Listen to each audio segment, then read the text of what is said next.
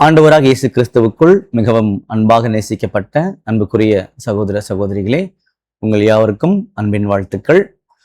விசேஷமாக நம்ம ஜீவனும் ஜீவ உரிமைகளும் என்ற தலைப்பின் கீழாக நீதிமானாக்கப்படுதலை குறித்து பார்த்துட்டு இருக்கிறோம். ஸோ அந்த வகையில் இன்றைய நாளுக்குரிய ஒரு கேள்வி பதிலுக்குள்ளாக கடந்து போகிறதுக்கு முன்பாக ஒரு சிறிய ஜெபம் பண்ணிடலாம். வானத்துக்கும் பூமிக்கும் ஆண்டவரே, உமக்கே துதியும் சோஸ்திரமும் கனமும் மகிமையும் சதா காலங்களிலும் உண்டாயிருப்பதாக. பிதாவே, விசேஷமாக எங்களை வாழ்நாட்களில் இப்பேற்பட்ட சத்தியங்களை சொல்லிக் கொடுத்து நீர் எங்களுக்கு காண்பிக்கின்ற கிருபைகளுக்காக நன்றி செலுத்துகின்றோம். இந்த காரியங்களை நாங்கள் இன்னும் அதிகமாக தெளிவாக புரிந்து கொள்ளவும் அதன்படி எங்களுடைய வாழ்க்கையை அதிகமாக மாற்றவும் தேவன் தாமே கிருபை செய்யண்டுமாய் ஜெபிக்கின்றோம். இவை யாவும் எங்கள் மீட்பெரும் இரட்சகரும் குருவுமாகிய ஆண்டவராக இயேசு கிறிஸ்துவின் நாமத்தினாலே கேட்கிறோம் நல்ல பிதாவே, ஆமேன். அன்புக்குரிய சகோதர சகோதரிகளே, கடந்த நாட்களில் பார்த்த காணொலியோடைய ஒரு தொடர் பாகங்கள்.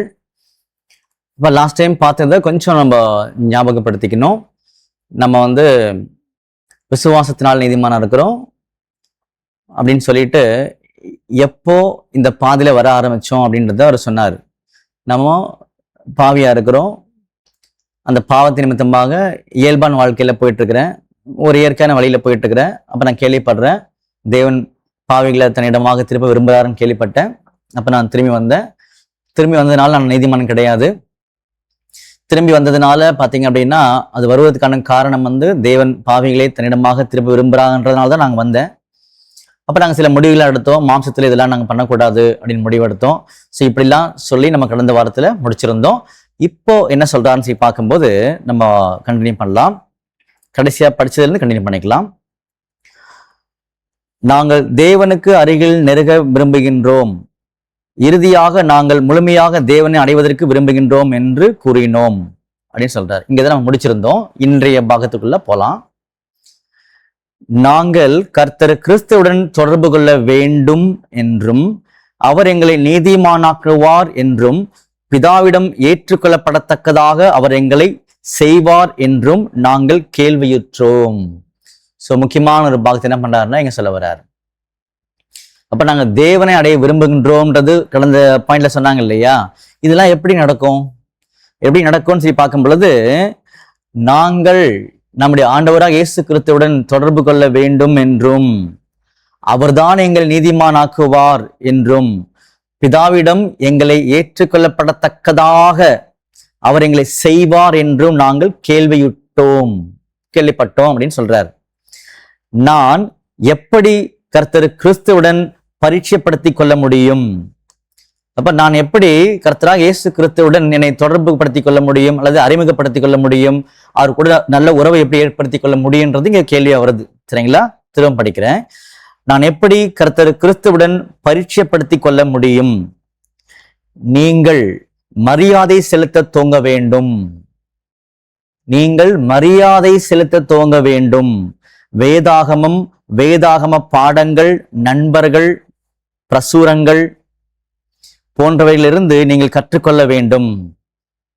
அப்ப மரியாதை செலுத்தணும்னு சொன்னார் இல்லையா? எதுக்கு மரியாதை செலுத்தணும்?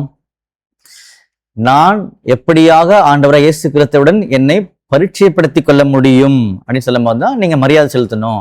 அப்படின்னு என்னங்க பிரதர் அப்படின்னு கேட்டீங்கன்னா, நல்லா பைபிள் படிக்கணும், வேதாகம பாடத்தை கேட்கணும், வேதாகம நண்பர்கள் கூட பழகணும், அந்த பிரசுரங்கள் அதெல்லாம் கொடுத்துருப்பாங்க, கைப்பிரதிலாம் கொடுத்துருப்பாங்க, அதெல்லாம் நீங்க நல்லா படிக்கணும் அப்படின்னு சொன்னார். சரிங்களா?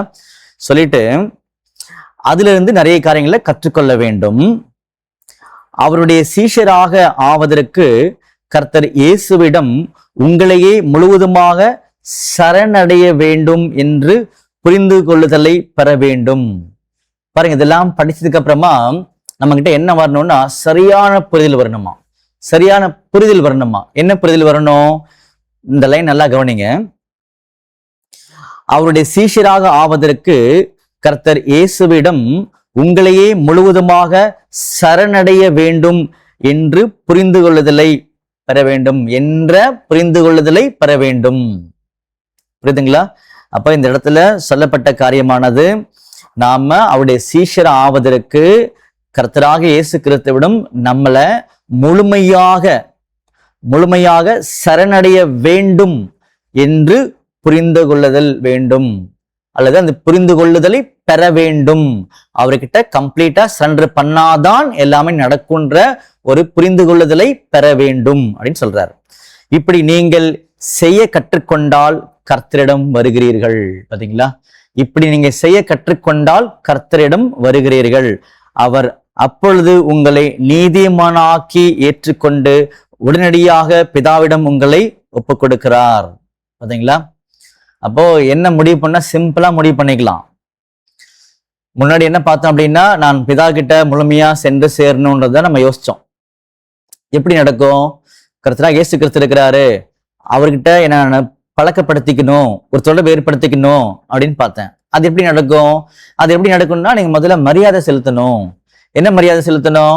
நல்லா பைபிள் படிங்க, சத்தியங்களை கேளுங்க, அந்த துண்டு பிரசுரங்கள்லாம் கொடுப்பாங்க, அதுல இருந்து கற்றுக்கொள்ளுங்கள் அப்படின்னு சொன்னார். சரிங்களா, அதுல இருந்து கற்றுக்கொண்டதுக்கு அப்புறமா நான் என்னுடைய ஆண்டவர் இயேசு கிறிஸ்துவுடைய ஒரு சீஷனாக மாறணும் அப்படின்னு நீங்க யோசிச்சீங்க அப்படின்னா, முழுமையாக அவர்கிட்ட சரணடையணுன்ற ஒரு அறிவை பெற வேண்டும் அப்படின்னு சொல்றார். சரிங்களா, இப்படி செய்ய கற்றுக்கொண்டால் கர்த்தரிடம் வருகிறீர்கள். அவர் அப்பொழுது உங்களை நீதிமானாக்கி ஏற்றுக்கொண்டு உடனடியாக பிதாவிடம் உங்களை ஒப்பு கொடுக்கிறார். பிதா உங்களுக்கு பரிசுத்த ஆவியை அளித்து அவருடைய சம்மதத்தை சுட்டி காட்டுவார். பிதா உங்களுக்கு பரிசுத்த ஆவியை கொடுத்து அவருடைய சம்மதத்தை, எந்த சம்மதத்தை? நம்முடைய ஆண்டவராகிய இயேசு கிறிஸ்து நம்மளை உடனடியாக ஏற்றுக்கொண்டாரு. பாத்தீங்களா, அதுக்கு பிதாகிய தேவன் சம்மதம் தெரிவிக்கிறாரா? எப்படி தெரிவிக்கிறார்? பரிசுத்த ஆவியை கொடுத்து சம்மதம் தெரிவிக்கிறார் அப்படின்னு பாத்தீங்கன்னா சொல்றாரு. இப்படியாக நீங்கள் ஆவிக்குரிய ஜீவனுக்குள் ஜனிப்பிக்கப்படுகிறீர்கள். பிதாவுடன் மாபெரும் பரிந்து பேசுகிறவர் பிதாவின் நாமத்தினால் உங்களை ஏற்றுக்கொண்ட உடனேயே வரிசை கிரமத்தில் அடுத்து செய்யப்பட போவது நீங்கள் ஆவியில் ஜனிப்பிக்கப்படுவதுதான் அப்படின்னு சொல்லி முடிக்கிறார். சரிங்களா, அன்புக்குரிய சகோதரர்களே, கடைசியா பார்த்த பாயிண்ட் எளிமையான ஒரு பாயிண்ட் தான். என்ன சொல்ல வராரு அப்படின்னு சொல்லி பார்க்கும் பொழுது, நாம நம்முடைய ஆண்டவராக இயேசு கிறிஸ்த நம்மளை முழுசா சரணடை செய்ய வேண்டும் என்ற அறிவை பெற வேண்டும். அப்படி நாம செய்ய துவங்கினால் கர்த்தரிடத்தில் வருகிறோம். கர்த்தரிடத்தில் வந்த மாத்திரத்துல அவர் நம்ம நீதிமானாக்கி ஏற்றுக்கொண்டு உடனடியாக பிதாவிட நம்மளை என்ன பண்றாருன்னா கொண்டு போய் ஒப்பு கொடுக்கிறாரு. பிதா நமக்கு பரிசுத்த ஆவியை கொடுத்து சம்மதத்தை என்ன பண்றாருன்னா தெரிவிக்கிறாருன்னு சொன்னாரு. இப்படியாக ஆவிக்குரிய ஜீவனுக்குள் ஜனிப்பிக்கப்படுகிறீர்கள் அப்படின்னு சொல்லிட்டு, பிதாவுடன் மாபெரும் பரிந்து பேசுகிறவர், பிதாவுடன், இதுல நல்லா கவனிக்கலாம், பிதாவுடன் மாபெரும் பரிந்து பேசுகிறவர் பிதாவின் நாமத்தினால் உங்களை ஏற்றுக்கொண்ட உடனேயே வரிசை கிரமத்தில் அடுத்து செய்யப்படுவது நீங்கள் ஆவியில் ஜனிப்பிக்கப்படுவதுதான் அப்படின்னு சொல்லி பாத்தீங்கன்னா இங்க சொல்றான்னு சொல்லி பாக்குறோம். சொல்லிட்டு, அந்த நேரம் வரைக்கும் நீங்கள் நீதிமானாக்கப்படும் செய்முறையில் இருந்தீர்கள். எந்த நேரம் வரைக்கும்? பிதாவாகிய தேவன் நம்மளை ஏற்றுக்கொள்ளக்கூடிய வகையில நம்முடைய இயேசு கிறிஸ்து நம்மளை கொண்டு போய் ஒப்பு கொடுக்கிறாரு. பிதாவாகிய தேவன் நம்மளை பரிசுத்த ஆவியை கொடுத்து என்ன பண்றாருன்னா அந்த சம்மதத்தை தெரிவிக்கிறாருன்னு சொல்லி பாக்குறோம். சோ அடுத்து நம்ம செய்யப்படுவது, அவர் பரிசுத்த ஆவியை கொடுக்கிறான்னு சொன்னவன அந்த வரிசை கிரமத்தில் அடுத்து என்ன வருதுன்னா நம்ம ஆவியில ஜனிப்பிக்கப்படுகிறோம்.